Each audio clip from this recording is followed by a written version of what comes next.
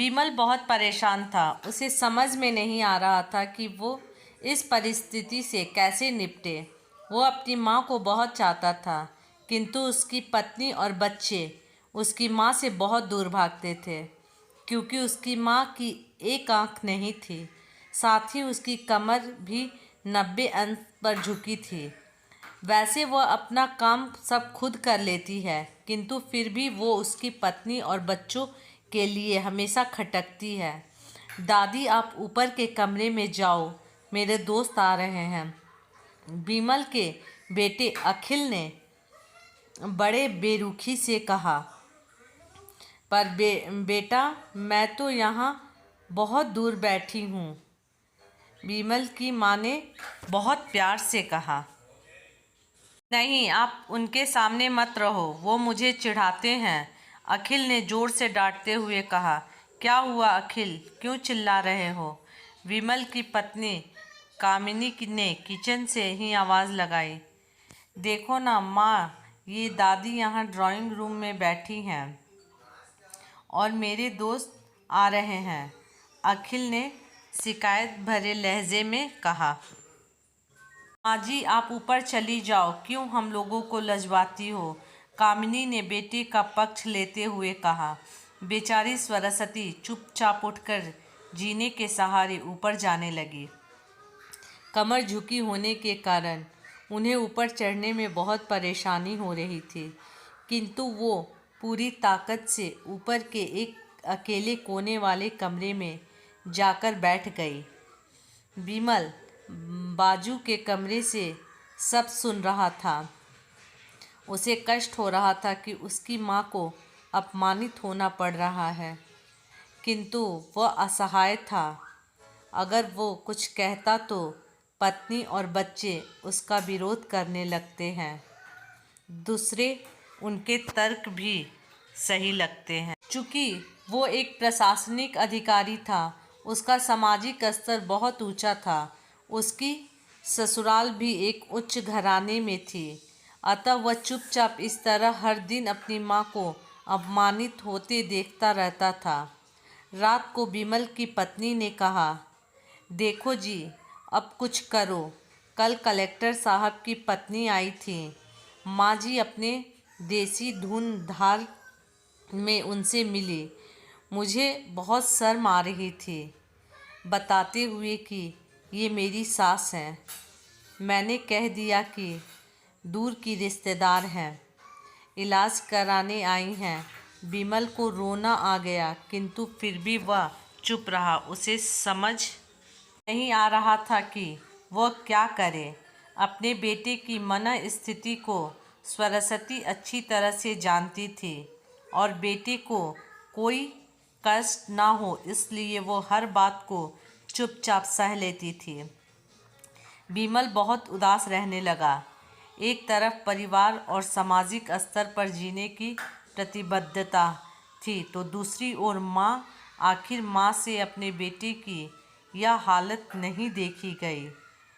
एक दिन उसने अपने बेटे से कहा, विमल, बहुत दिन हो गए हैं, मैं अपने गांव जाना चाहती हूँ, मुझे वहाँ पहुँचा दो। मेरा यहाँ मन नहीं लग रहा है। किंतु माँ, वहाँ तो कोई नहीं है, तुम्हारी देखभाल कौन करेगा? विमल ने आश्चर्य से पूछा। अरे, सब गांव वाले तो हैं, और वो तुम्हारे मामा जी तो उसी गांव में रहते हैं, और फिर हम सारी व्यवस्थाएं कर आएंगे ना। कामिनी को तो जैसे मन की मुराद मिल गई हो। हाँ बेटा, बहू सही कह रही है, सरस्वती ने लंबी सांस लेते हुए कहा। विमल जानता था कि गांव में माँ की देखभाल करने वाला कोई नहीं है, लेकिन अपनी पत्नी की जिद के कारण वह अपनी माँ को गांव छोड़ने पर विवश हो गया। माँ को गांव छोड़कर आते वक्त उसे रोना आ रहा था, अपनी बेबसी पर गुस्सा भी आ रहा था, किंतु परिवार, पत्नी और समाज ने इन मनोभावों को दबा दिया और वो सुकून सा महसूस करने लगा। कुछ दिन के बाद उसके चाचा, जो अमेरिका में रहते थे, आने वाले थे, जब विमल बहुत छोटा था, उसके पिता जीवित थे तब वह भारत आए थे और उसके बाद वो अब भारत आने वाले थे। पूरा परिवार और आस पड़ोस बहुत उत्साहित था। अमेरिका से विमल के डॉक्टर चाचा आ रहे थे। डॉक्टर रमेश ने जैसे ही घर में कदम रखा, सबने मिलकर बहुत उत्साह से उनका स्वागत किया। क्यों विमल भाभी नहीं दिख रही? कहाँ हैं? डॉक्टर रमेश ने उत्साहपूर्वक पूछा। जी, वो गांव में रहती हैं, यहाँ उनका मन नहीं लगा, कामिनी ने सपाट लहजे में उत्तर दिया। डॉक्टर रमेश ने विमल की ओर देखा तो विमल ने अपनी आंखें झुका ली। डॉक्टर रमेश जब समझ गए, बोले, कल हम भाभी से मिलने गांव चलेंगे। सब लोग दूसरे दिन सभी लोग गांव के घर में पहुंचे। देखा, सरस्वती को बहुत तेज़ बुखार है और वो पलंग पर असहाय पड़ी है। डॉक्टर रमेश दौड़कर सरस्वती के पास गए, उनके पैर छूकर रोने लगे। सरस्वती की ये हालत उनकी कल्पना से परे थी।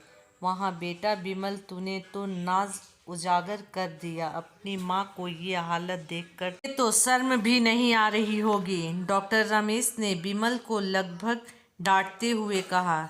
नहीं देवर जी, विमल का कोई दोष नहीं है, मैं खुद गांव आई थी। सरस्वती ने अपने बेटे का बचाव किया। मुझे सब पता चल गया है भाभी, आप चुप रहो। क्यों बहू, तुम्हें अपनी सास की कुरूपता पसंद नहीं आई? समाज में तुम्हें नीचे दिखाना पड़ता है ना? डॉक्टर रमेश ने कामिनी की ओर व्यंग से देखा। कामिनी निरुत्तर होकर विमल को देखने लगी। तुम जिस सामाजिक स्तर पर हो वो इन्हीं की संघर्ष की देन है। और बेटा विमल, तुम्हें शायद मालूम न हो कि बचपन में जब तुम 1 साल के थे तब छत से नीचे गिरने के कारण तुम्हारी एक आंख फूट गई थी और तुम्हारी रीढ़ की हड्डी में भी समस्या थी। तब तुम्हारी इस कुरूप माँ ने अपनी एक आंख और अपना बोन मैरो तुम्हें देकर इतना सुंदर स्वरूप दिया था।